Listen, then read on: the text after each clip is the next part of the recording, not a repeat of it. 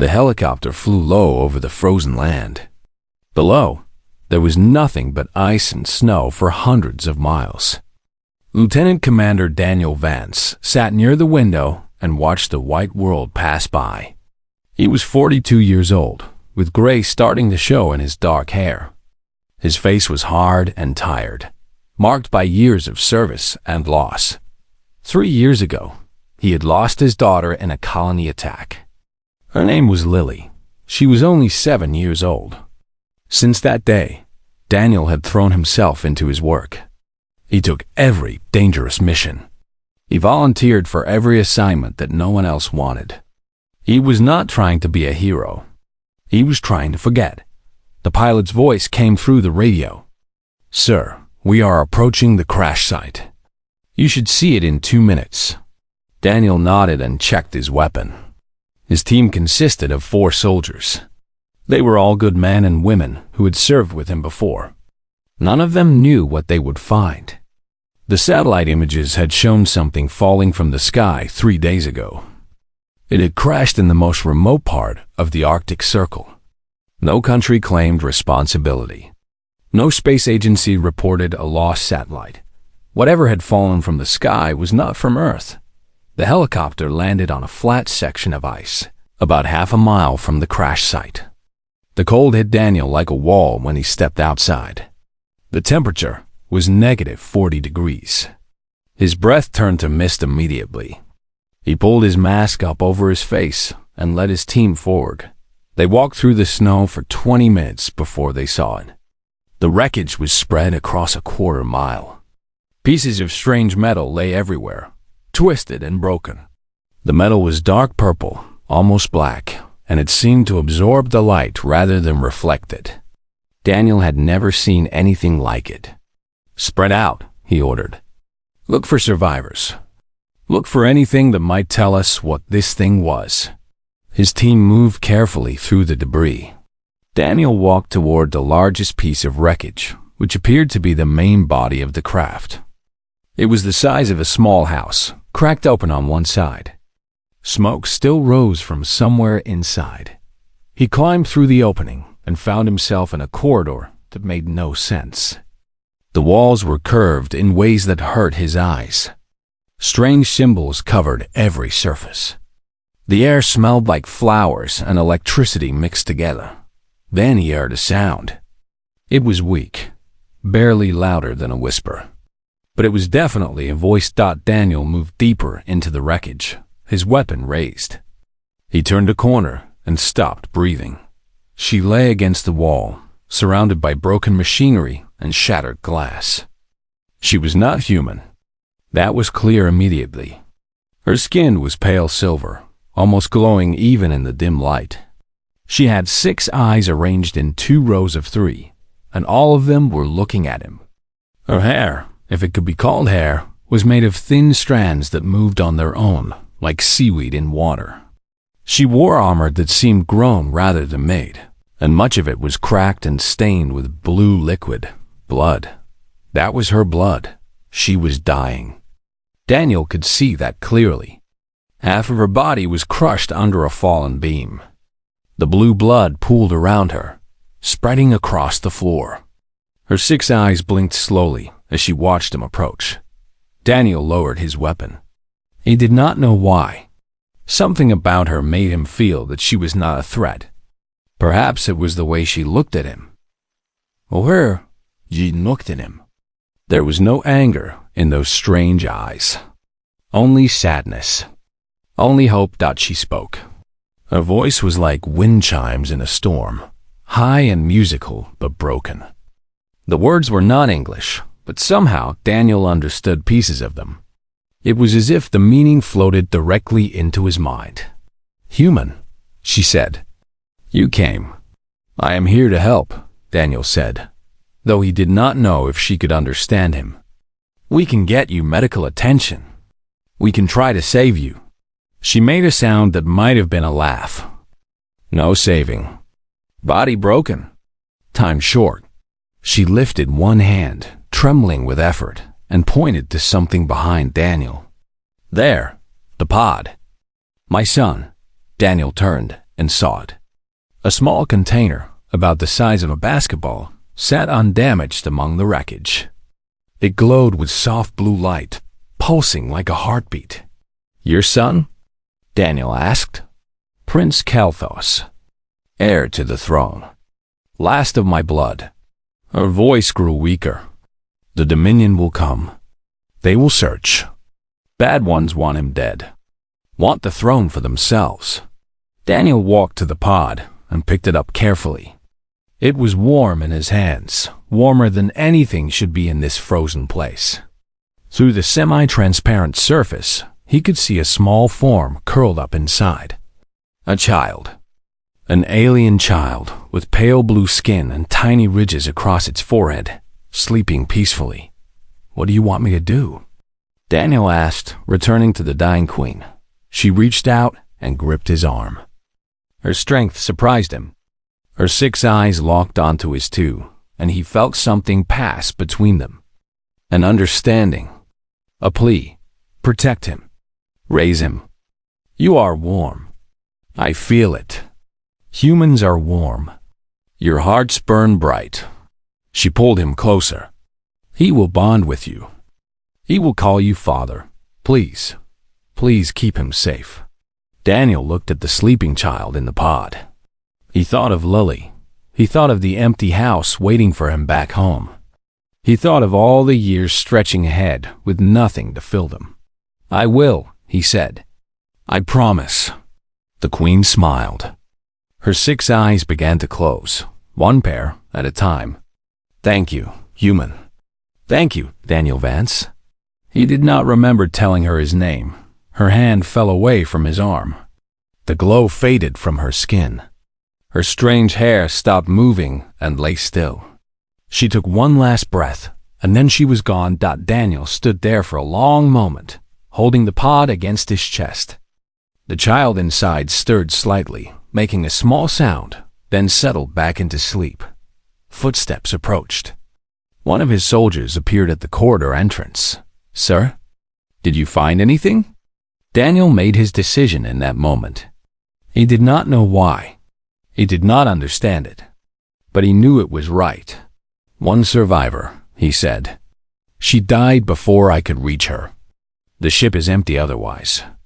Mark the location and call for a cleanup team. There is nothing else here." The soldier nodded and left. Daniel looked down at the pod. The child opened its eyes briefly. They were gold, bright and intelligent, and they looked up at Daniel with complete trust. "Okay," Daniel whispered. "Okay, little one, let us go home." He carried the pod out of the wreckage, past his team, and into the helicopter. No one asked what he was holding. No one looked closely. Perhaps they did not want to know. As the helicopter rose into the gray sky, Daniel held the pod close and made a silent promise to the dead queen. He would protect her son. No matter what it cost him. He would be the father this child needed. 5 years passed like water through fingers. Daniel Vance had retired from the military 6 months after finding the crashed ship.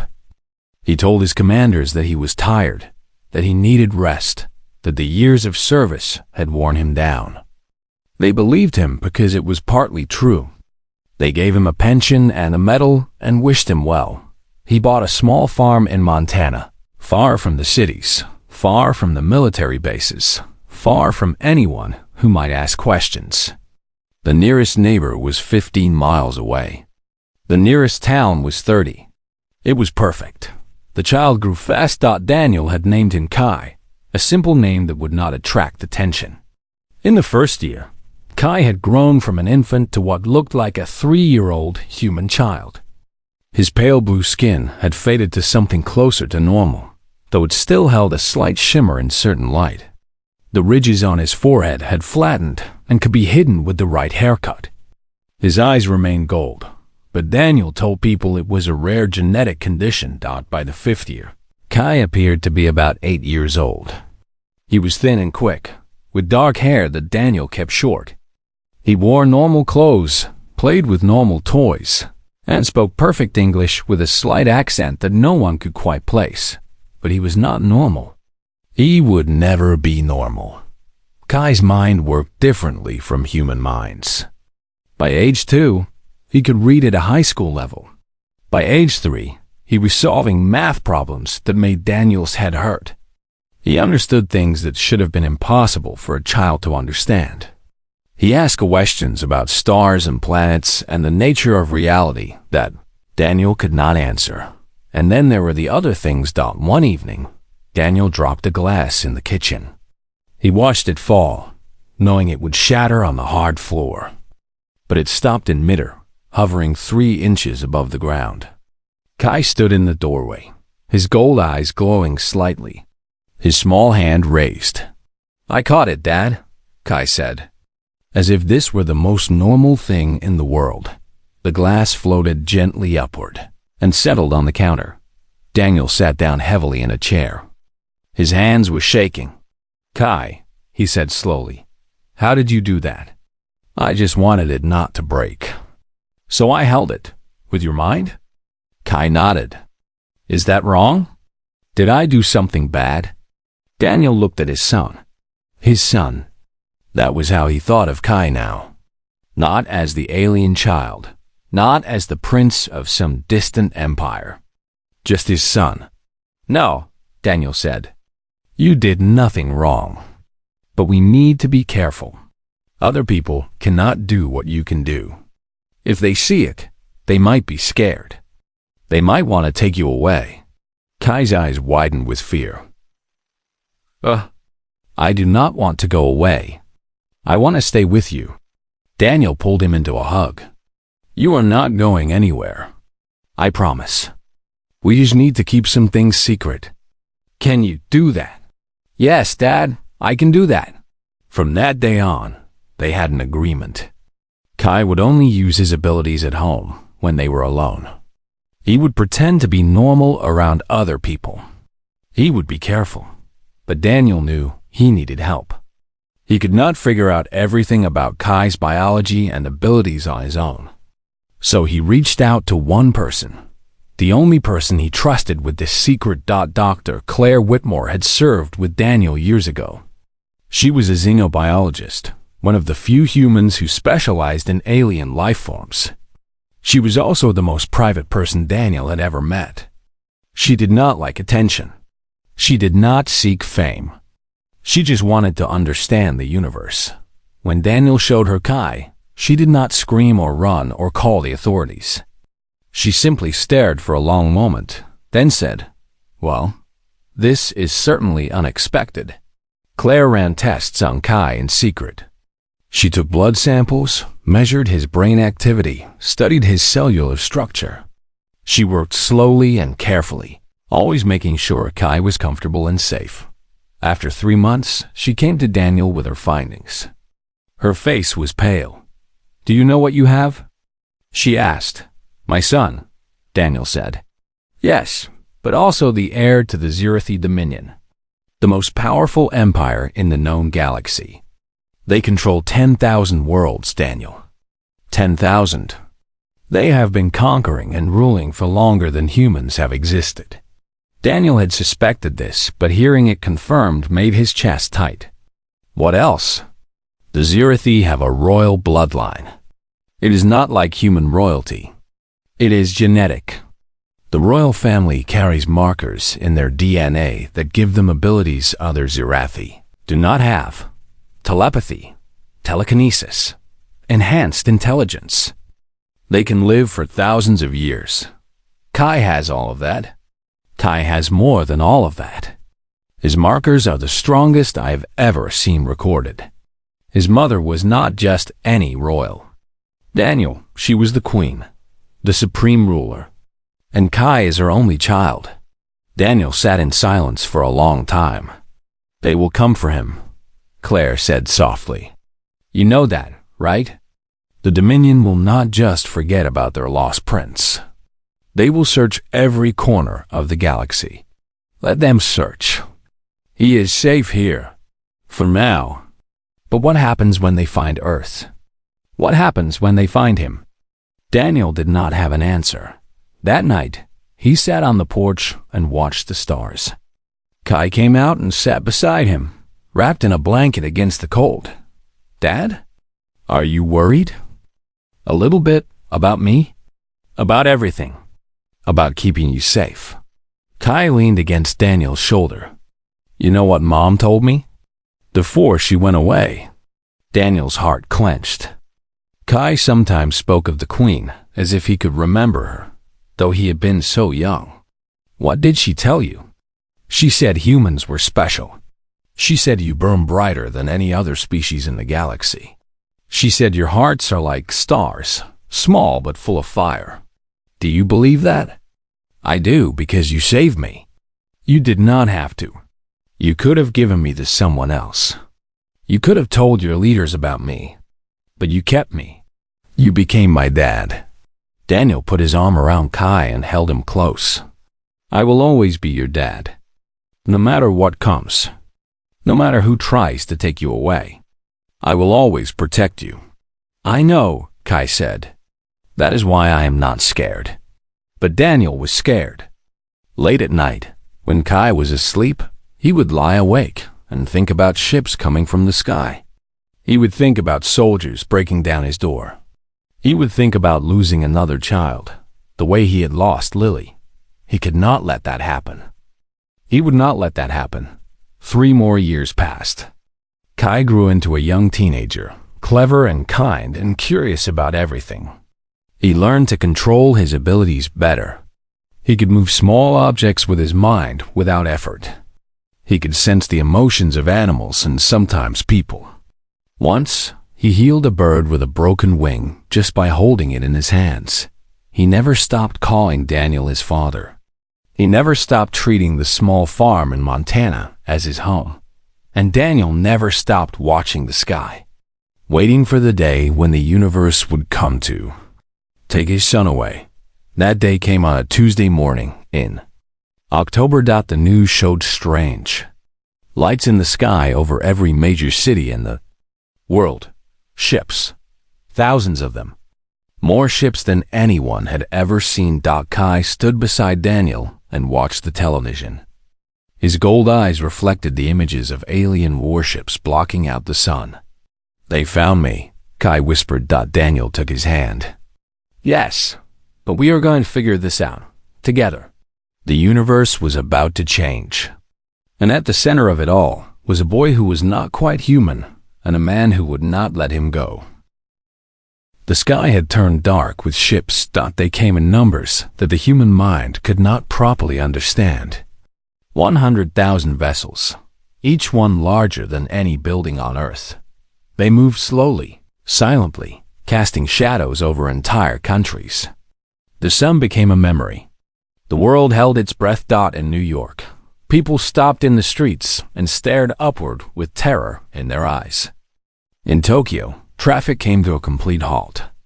In London, Paris, Moscow, and Beijing, governments scrambled to understand what was happening. No one had answers. No one knew what to do. The ships did not attack. They simply waited. Then the message came. It was broadcast on every frequency, in every language, across every screen and speaker on the planet. The voice was deep and cold, like stones grinding together. "People of Earth, I am Grand Regent Voreth of the Zirithi Dominion. 8 years ago, our beloved Queen Cyril disappeared while traveling through your sector of space. We have reason to believe she came to your world. We have reason to believe her son, Prince Kelthos, is still alive on your planet." The voice paused. The silence was heavy. "You will surrender the prince to us within 48 hours. If you do not, we will assume you are holding him against his will. We will consider this an act of war, and we will respond accordingly." The message ended. Chaos erupted across the world. Daniel watched the broadcast from his living room. Kai sat beside him, pale and shaking. Outside, the massive ships hung in the sky like judgment. "Dad," Kai said quietly. "They came for me, I know. Grand Regent Voreth. He was my uncle, my mother's brother." Kai's gold eyes were distant, remembering things that should have been impossible to remember. She did not trust him. She was scared of him. That is why she ran. What do you mean? Before I was born, she discovered something. Vorith wanted the throne. He was planning something bad. She ran to protect me. She ran and she hid, and she kept moving until he trailed off, until she crashed here. Daniel finished. Yes, she chose Earth on purpose. She told me that too, in those last moments before she died. She said humans were the only species in the galaxy who might protect me. The only ones with hearts strong enough to stand against the Dominion. Daniel felt the weight of those words settle on his shoulders. The dying queen had trusted humanity with her most precious treasure. She had trusted him. What does Vorith want? Daniel asked. The throne. If I die, he becomes the ruler. The royal bloodline passes to him. He has waited 8 years, hoping I would never be found. Now that his psychics have located me, he has to act. He has to kill me before I can claim my birthright. Then we cannot let him take you, Dad. Kai turned to face Daniel directly. His young face was serious beyond his years. If I do not go, he will destroy Earth. He will kill billions of people. All because of me. No. Daniel stood up and paced the room. There has to be another way. We can hide you. We can run. Run where? They have 100,000 ships. They have technology we cannot imagine. Their psychics can feel my presence from light years away. There is nowhere to hide. Then we fight. Kai smiled sadly. Earth's entire military would not last 5 minutes against one Dominion warship. Fighting is not possible. Daniel stopped pacing.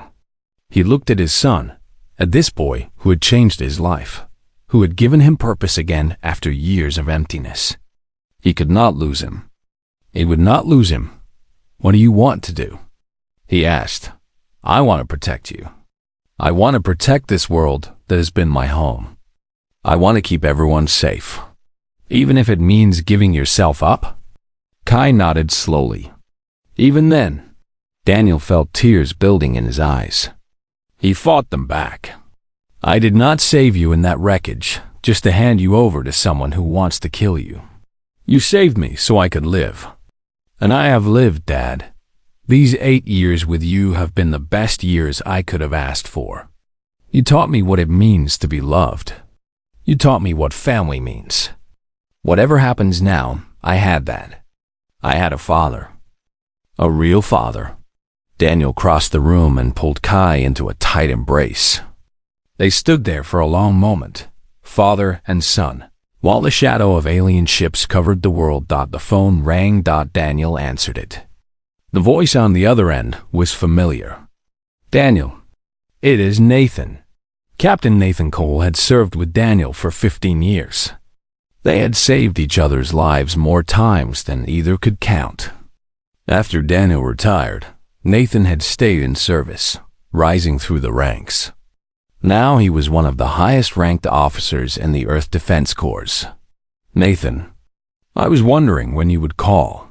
The whole world is looking for this prince. Every government, every agency, everyone. Nathan's voice was careful. Is there something you want to tell me? Daniel looked at Kai. Maybe. Can you come here? Just you, no one else? Daniel, if you know something about this, please, Nathan. Trust me. Come along. There was a long pause. I will be there in 6 hours. Nathan arrived by helicopter as the sun was setting behind the wall of alien ships. He looked older than Daniel remembered, with more gray in his hair and more lines on his face. But his eyes were still sharp, still watchful. He stopped short when he saw Kai standing on the porch. Oh, Nathan said softly. Oh, no, Nathan, this is my son, Kai, your son. Nathan stared at the boy with the gold eyes and the faint shimmer in his skin. Daniel, what have you done? I saved him. His mother was dying. She asked me to protect him. I have been protecting him for 8 years. He is the prince, the one they are looking for. Yes. Nathan sat down on the porch steps. He looked like a man who had just watched his world collapse. Do you understand what this means? If the governments find out, they will take him. They will hand him over to those ships. They will do anything to save themselves. I know. Then what is your plan? Daniel sat beside his old friend. Kai remained standing, watching them both. I do not have a plan yet, but I am not giving him up. I am not letting Vorath kill him. Vorath is the regent. He is the queen's brother. He wants the throne. If Kai dies, he gets it. Nathan was quiet for a long time. Finally, he spoke. I joined the military to protect people, to protect humanity. All my life, I believed we were alone in the universe. Now I know we are not. And I know that a child, an innocent child, is going to die because of politics that started before humans even existed. He looked at Kai. What do you want, son? Kai met his gaze without flinching. I want to save both, my people and yours. I do not want anyone to die because of me. Then we need to find another way. A third option. What third option? Daniel asked. Nathan smiled grimly. I do not know yet, but I know some people who might help. People who owe me favors. People who are very good at solving impossible problems. He stood up and offered his hand to Daniel. We have 48 hours. Let us make them count. Daniel shook his hand. For the first time since the ships appeared, he felt something like hope. The universe wanted to take his son. But Daniel Vance had never been good at giving up. And he was not going to start now. They gathered in Daniel's farmhouse as the clock ticked down. Nathan had called in every favor he had. 3 people answered. Sergeant Amy Lim, a communications expert who could hack into any system ever built. Eric Dunn, a tech specialist who had worked on classified projects that officially did not exist. And Dr. Claire Whitmore, who already knew everything and was ready to help. 20 hours remained before Vorath's deadline. They sat around Daniel's kitchen table. Maps and screens spread everywhere. The alien ships had not moved, but reports said their weapon systems were powering up. The message was clear. Earth was running out of time. Here is what we know, Nathan said, pointing at a screen showing the Dominion fleet. 100,000 ships. Each one carries enough firepower to destroy a continent. We cannot fight them. We cannot outrun them. And we cannot hide. So what can we do? Amy asked. We can talk to them, Kai said quietly. Everyone turned to look at him. He stood by the window, watching the ships that hung like dark clouds over the distant mountains. Explain, Nathan said. Vorath is not the Dominion. He's just one person who has taken control temporarily. The fleet commanders, the soldiers, the common people, they do not serve Vorath. They serve the throne. They serve the royal bloodline. They serve me. But they are following his orders, Claire pointed out, because they do not know the truth. They think he is acting in the name of the Dominion. They think he wants to rescue me and bring me home. They do not know he plans to kill me. How do we tell them the truth? Daniel asked. We broadcast to every ship at once. We let me speak to them directly. If they hear their prince, if they see me alive and well, if I tell them what Vorath really wants, they will have to choose. Follow a regent who wants to murder their rightful ruler, or follow the bloodline they have sworn to protect. Amy leaned forward. That could work. The Dominion's communication system is impressive, but I have been studying their signals since the ships arrived. I think I can crack their encryption. I think I can broadcast on their frequencies. You have been studying alien communications for 20 hours. Eric asked. I have been studying alien communications for years. I have just had 20 hours to focus on these specific aliens. Nathan nodded slowly. If we can get a message to every ship simultaneously, we take away Vareth's control of the narrative. He cannot silence a message that everyone has already heard. But it has to be more than just words, Daniel said. He looked at Kai with deep concern. You cannot just say Vorath is bad. They will not believe you. They have been told for 8 years that you are dead or kidnapped. They have been told that humans are primitive and dangerous. Why would they believe anything you say? Kai turned from the window. His gold eyes seemed to glow with inner light. Because I will tell them something they cannot ignore. Something that matters more to Zirathi culture than anything else. What? I will tell them about you, Dad. Daniel blinked. About me?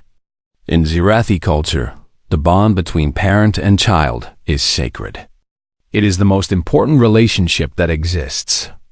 When a child chooses a parent, when they make that bond of their own free will, it cannot be broken. It is recognized by law, by tradition, by the deepest parts of our society. You mean adoption? Claire asked. More than adoption. When I call Daniel my father, when I declare him as my parent before witnesses, he becomes royal. He becomes part of my bloodline. Attacking him or his world would be the same as attacking me directly. It would be treason of the highest order. The room was silent. Nathan spoke first.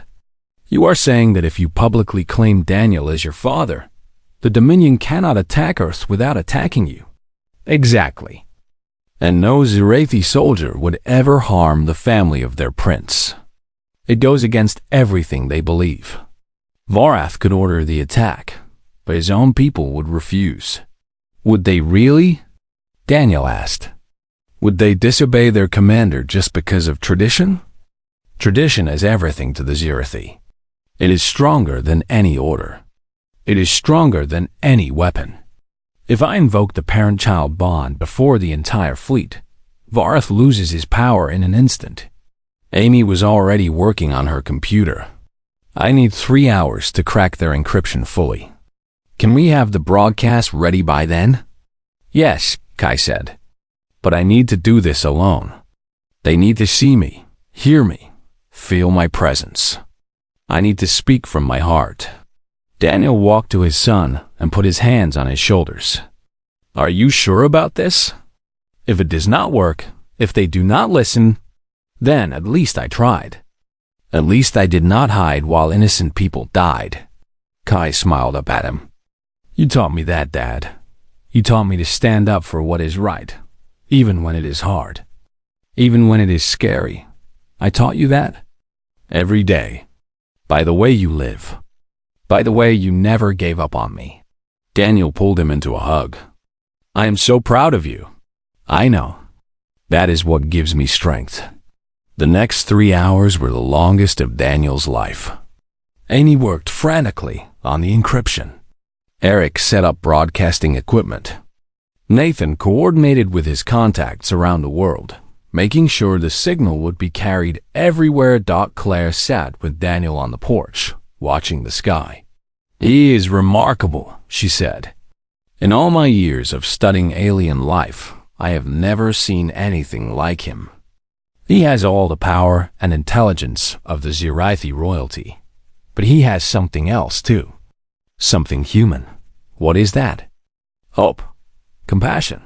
The belief that things can be better. She looked at Daniel. He got that from you. I just raised him. I just loved him. That is enough. That is more than enough. The time came. They gathered in the living room. Amy had rigged a connection to every Dominion ship in orbit. The screen showed feeds from cities around the world, where people watched the sky and waited for Doom. Kai stood in front of a camera. He had changed into simple white clothes. His gold eyes were bright. He looked like what he was, a prince, a king in waiting, a child of two worlds. Broadcasting in 30 seconds, Amy announced. Daniel squeezed Kai's hand one last time. I love you, son. I love you too, Dad. Broadcasting now. The signal went out. Across the fleet, on every ship, screens flickered to life. In the command center of the flagship, Grand Regent Vorath leaned forward with shock on his face. Kai began to speak. I am Kalthos, son of Queen Saravel, blood of the Eternal Throne. For 8 years, I have lived in hiding. For 8 years, I have been protected by humans. And today, I stand before you to declare the truth. His voice was strong and clear. It carried the weight of his bloodline, the power of his heritage. Every Zirathi who heard it felt it in their bones. The Grand Regent told you I was lost. He told you I was taken against my will. He lied. My mother brought me here to save my life.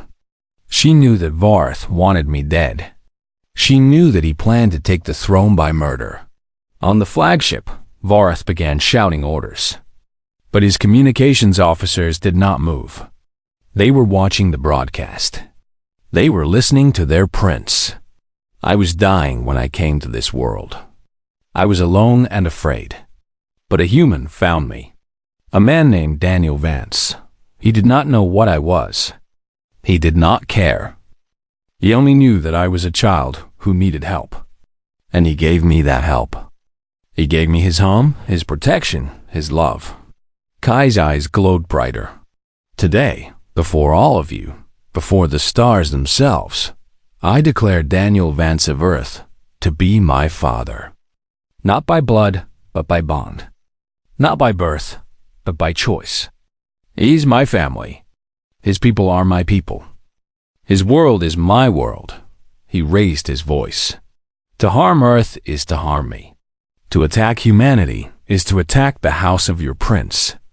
I will not allow it.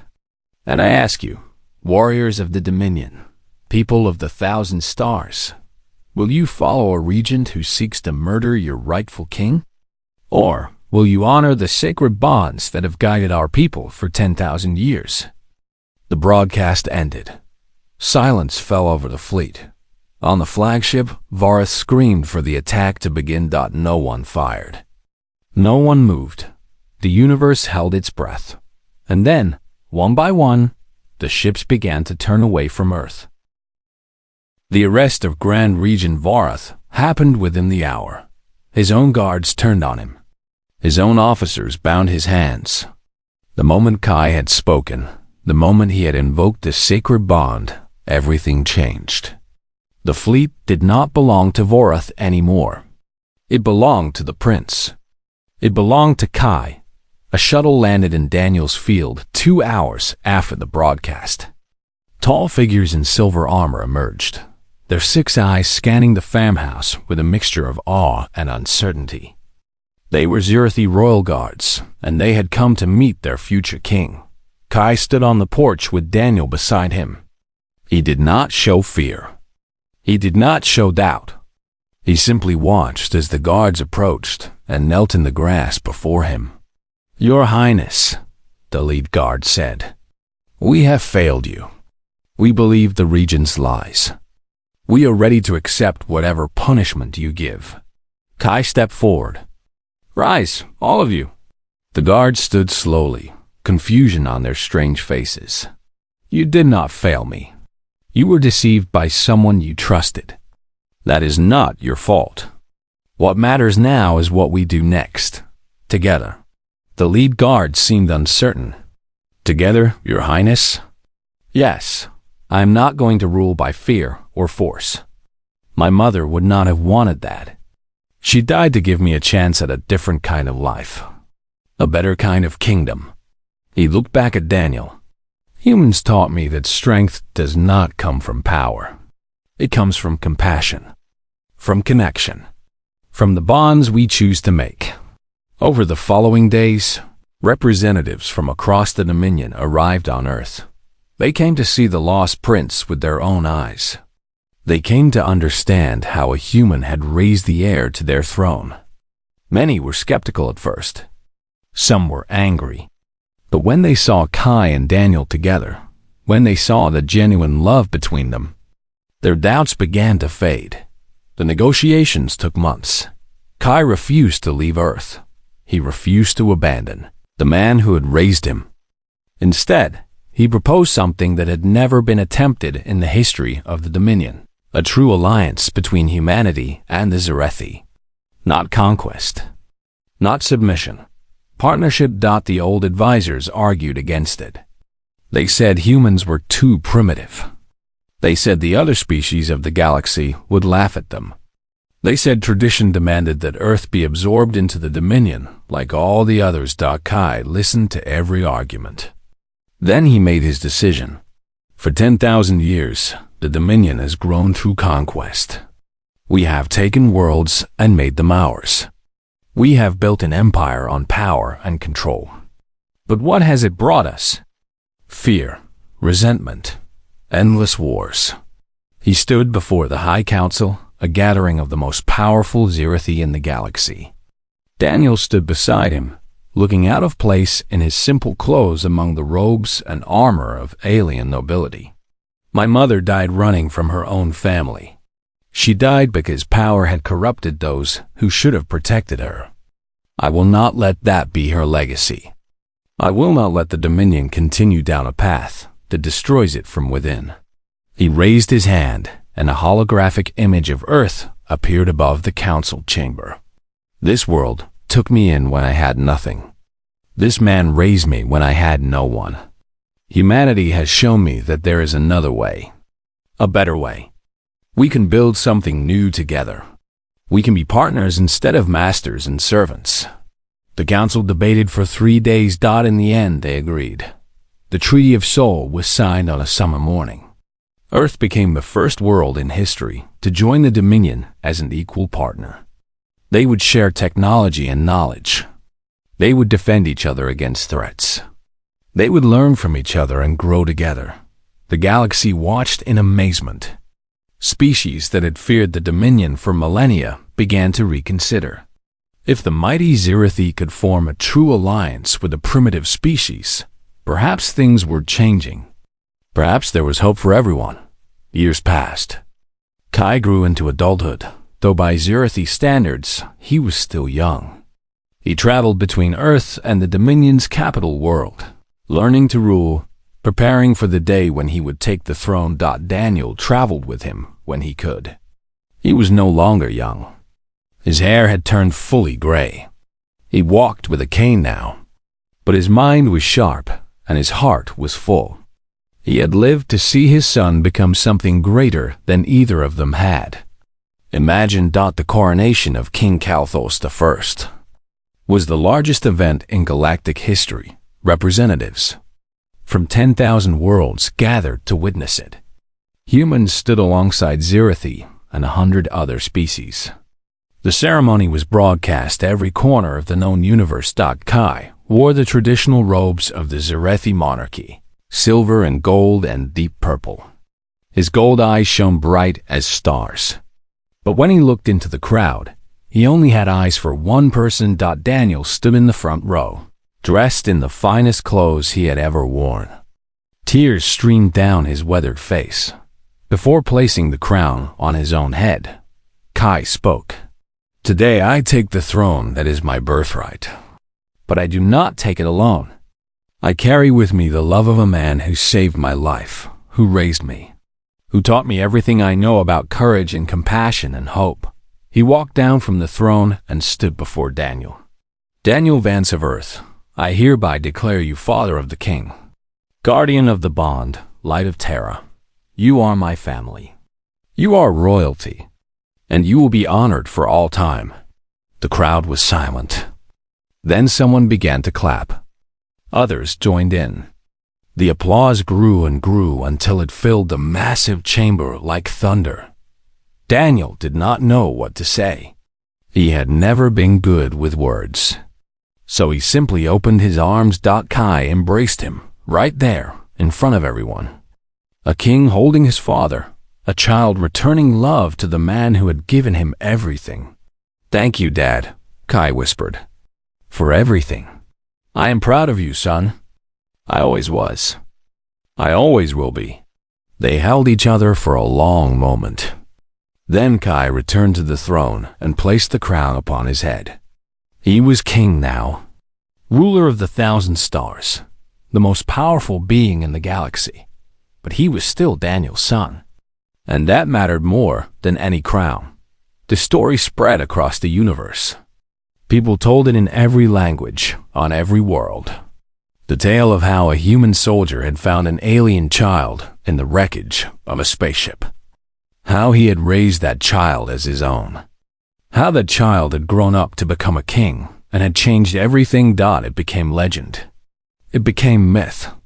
Children learned it in schools on planets that humans had never heard of.